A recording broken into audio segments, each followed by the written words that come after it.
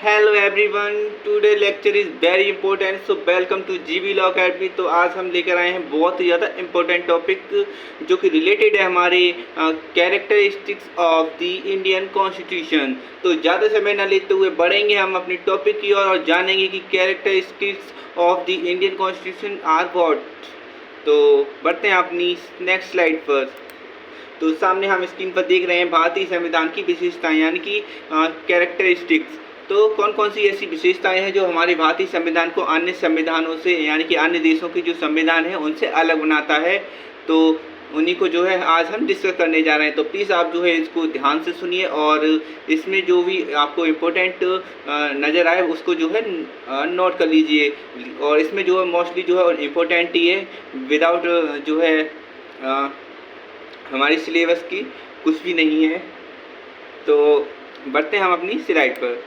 तो भारतीय संविधान की विशेषताएं, सबसे पहली इसकी विशेषता है कि लिखित एवं विस्तृत संविधान। तो हमारा जो भारतीय संविधान है वो लिखित है एवं विस्तृत है।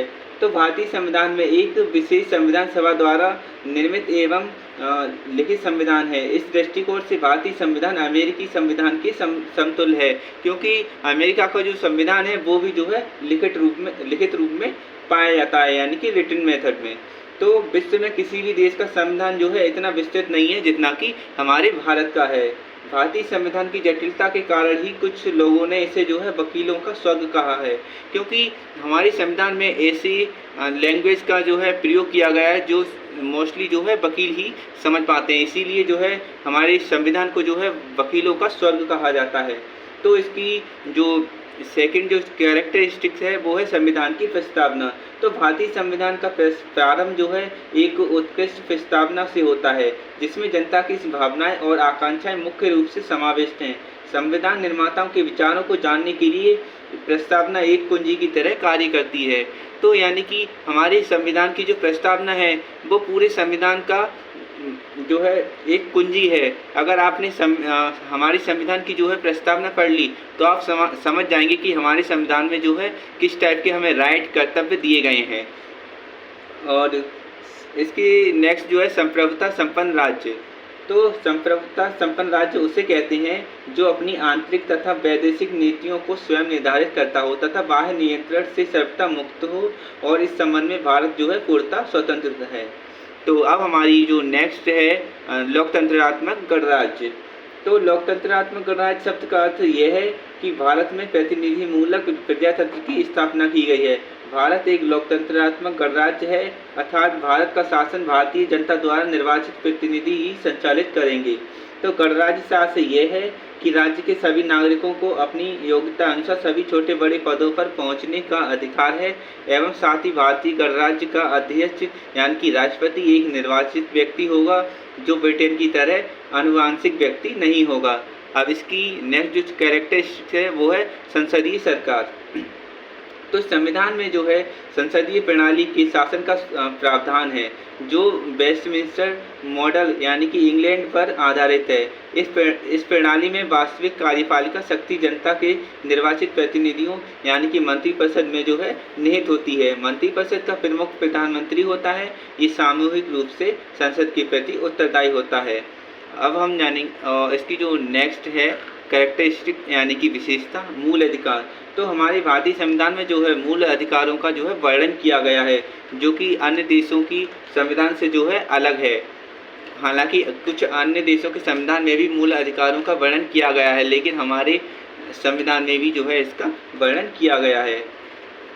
तो भारतीय संविधान के भाग 3 में नागरिकों के मूल अधिकारों को शामिल किया गया है। लोकतांत्रिक शासन व्यवस्था में मूल अधिकारों की घोषणा संविधान की एक मुख्य विशेषता होती है। इन अधिकारों को संविधान में शामिल करने की प्रेरणा जो है अमेरिका के संविधान से मिली है।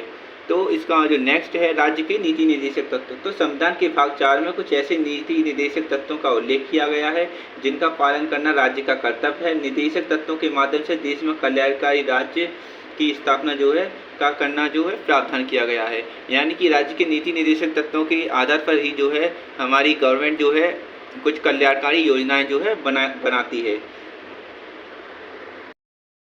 तो बढ़ते हैं हम अपनी नेक्स्ट स्लाइड पर। तो अब हमारा नेक्स्ट है एकीकृत एवं स्वतंत्र न्यायपालिका।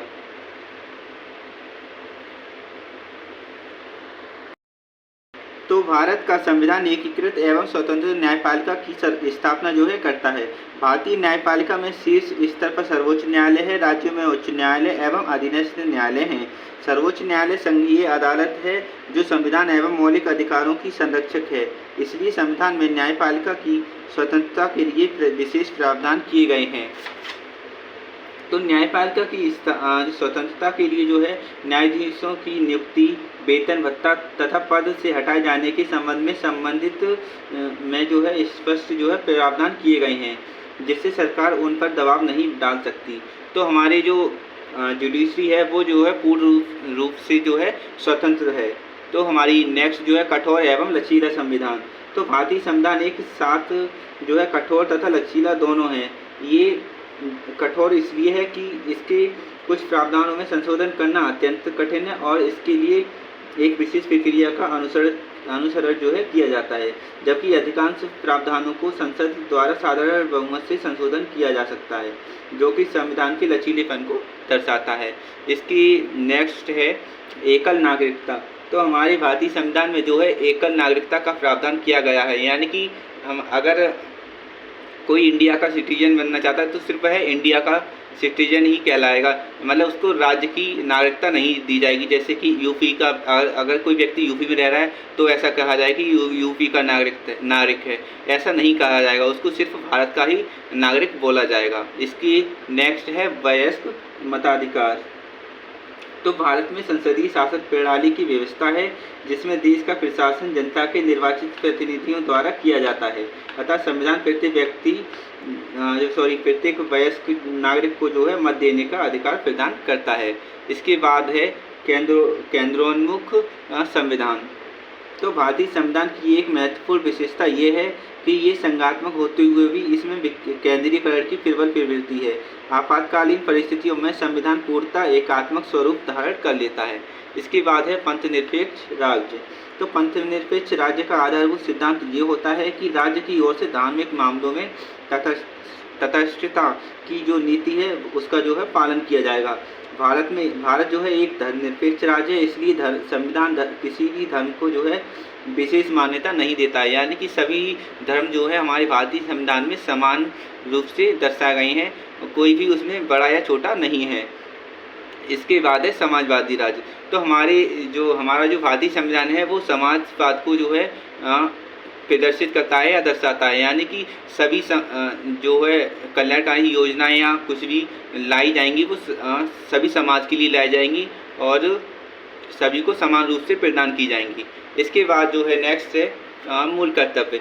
तो हमारे संविधान में जो है मूल कर्तव्य जो है बताया गया है, जो कि सभी नागरिकों को जो है फॉलो करना पड़ता है।